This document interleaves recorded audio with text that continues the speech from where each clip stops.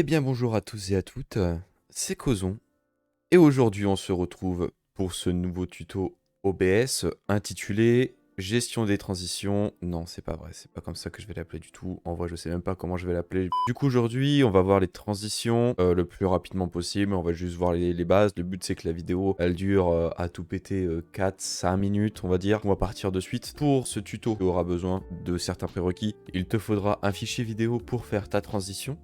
Je vais te donner un exemple de suite. On va prendre celui-là. Donc le but, ça va être de mettre en place cette transition sur ton stream. Déjà, avant tout, c'est qu'est-ce qu'une transition? Transition, c'est quand tu vas passer d'une scène A à une scène B. Tu as une animation qui va se mettre en route. Le résultat, ça va être de passer d'une scène A à une scène B. Voilà, donc ça évite une simple coupure, hein. On va dire comme celle-ci, hein, voilà, c'est une simple coupure. Enfin, il y en a certains qui, quand ils streament, c'est des streams très minimalistes, ils adorent ça. Du coup, ça peut ne pas gêner, hein, quand on est habitué à ça.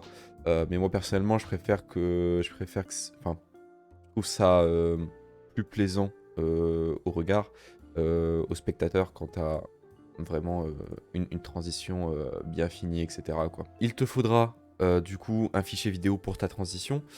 Tu peux en trouver sur internet, ça se trouve assez facilement. Tu peux en faire une toi-même aussi sur After Effects. Tu as plein de tutos, ce genre de choses. Moi personnellement, j'en ai pris une qui est sur internet parce que j'ai pas les compétences et les connaissances nécessaires pour en faire une moi-même. Je sais juste que ça prend beaucoup de temps et qu'on n'a pas forcément tout ce temps et ce savoir, hein, parce qu'il faut avoir entre guillemets un certain talent pour le faire. À la limite, si ça t'intéresse, j'en ai quelques-unes en stock que j'ai trouvées sur internet, hein, bien évidemment. T'as juste entre guillemets à marquer dans les commentaires si tu en veux une, ce genre de choses. J'en mettrai en lien en description via un fichier méga et puis on fera ça comme ça. En tout cas, si la vidéo te plaît ou si elle t'a servi, n'hésite pas à t'abonner, lâcher un petit j'aime, un petit commentaire, ça ferait extrêmement plaisir. Du coup, on va partir tout de suite sur OBS Studio. Donc déjà, il va falloir que tu crées une scène A, une scène B. Si tu sais pas comment faire, hein, tu peux te référer à la vidéo, à la toute première vidéo sur OBS que j'ai faite. Pour commencer, scène A, scène B, pas de souci. Nous, ce qui va nous intéresser, ça va être la transition de scène, qui sera juste là. Du coup, tu en as plusieurs qui sont par défaut. Donc on a la fondue. Voilà, c'est sympa, c'est mieux que la coupure, ça fait un petit effet. Nous, ce qui va nous intéresser, ça va être Stinger. Alors, Stinger, c'est simple, c'est quand tu bases ta transition à partir d'un fichier vidéo. Voilà, c'est aussi simple que ça. Donc, nous, on va se baser d'ici, on va faire un nouveau, donc ajouter Stinger, Stinger 4, voilà. Donc, voilà comment ça se présente.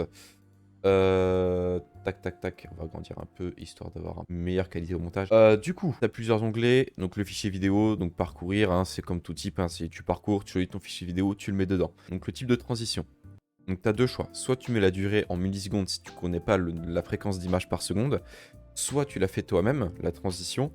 Du coup, sur After Effects, hein, tu pourras avoir le nombre d'images par seconde directement sur ton logiciel. Donc, le type de transition, c'est ça, ça va nous servir pour le point de transition en dessous.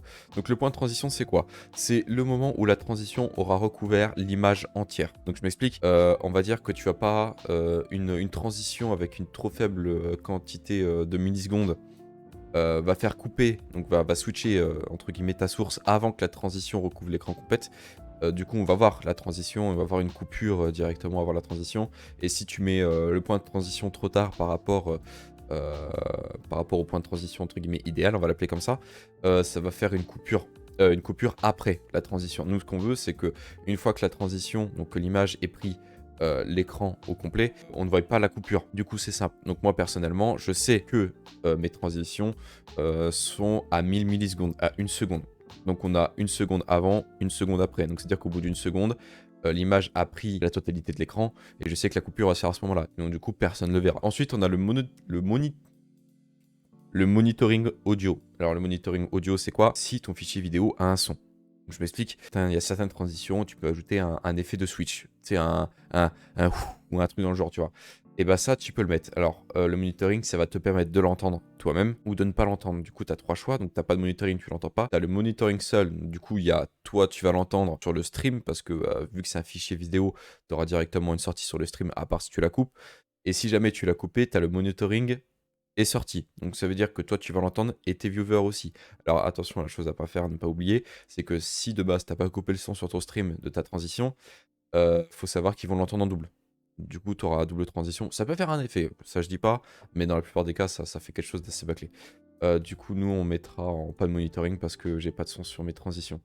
Et le style de fondu audio, donc ici, c'est ton audio. Au point de transition, ton audio va descendre, donc du coup va se couper en fondu. Tu auras une baisse d'audio, une baisse de volume. Et après la transition, donc quand la transition aura dépassé le point de transition, bah, ton audio va augmenter le volume en fondu. C'est aussi simple que ça. Du coup, si tu veux cet effet, tu mets fondu en fermeture jusqu'au point de transition, puis fondu en ouverture. Et si tu le veux pas, tu mets fondu enchaîné. Donc ça veut dire que même pendant la transition, si tu es en train de parler pendant ta transition, tu n'auras pas de baisse de voix, tu n'auras pas d'effet comme ça. Donc ça dépend ce que tu recherches. Moi personnellement, je laisse en fermeture jusqu'au point de transition parce que j'ai pas d'audio sur ma transition. Donc ça permet de donner aussi une petite nuance au niveau de l'audio. Du coup, on va prendre tout de suite le fichier vidéo. Hein. Tac, tac, tac. Du coup, on va prendre celui-là. Donc, ou au pire, on pourrait prendre l'orange à la limite. Assez sympathique. Faut savoir qu'après, tu peux prévisualiser la transition une fois c'est terminé. Du coup, on a notre fichier vidéo. Donc, la durée de transition, ce sera en millisecondes pour atteindre le point de transition. Donc, on a dit que le point de transition, c'était à 1 seconde. Donc, du coup, 1 seconde. Hein, si tu sais faire des conversions, 1 seconde, ça fait 1000 millisecondes. Millisecondes, donc pas de monitoring, fondu en ouverture, voilà. Donc ça va nous donner ça. Et voilà, on a notre transition. Maintenant, si on fait un test de suite, donc en scène 1, on va passer en scène 2. Et voilà, on a, entre guillemets, la transition qui est parée. Donc voilà, c'était tout pour ce tuto sur les transitions Stinger, donc à partir des fichiers vidéo transparents, on va dire. Donc si la vidéo t'a plu, n'hésite pas à t'abonner, liker, petite cloche des notifications, à mettre un commentaire pour me dire ce que tu as pensé de la vidéo, si tu as d'éventuelles questions, si tu veux voir d'autres sujets apparaître à l'avenir sur ces logiciels de streaming. Si tu as vraiment des questions très ciblées, tu peux rejoindre mon Discord qui va apparaître juste en haut. Hein, voilà. Donc c'était Causon sur OBS Studio. Je vous fais de gros bisous et à la prochaine. Ciao, ciao.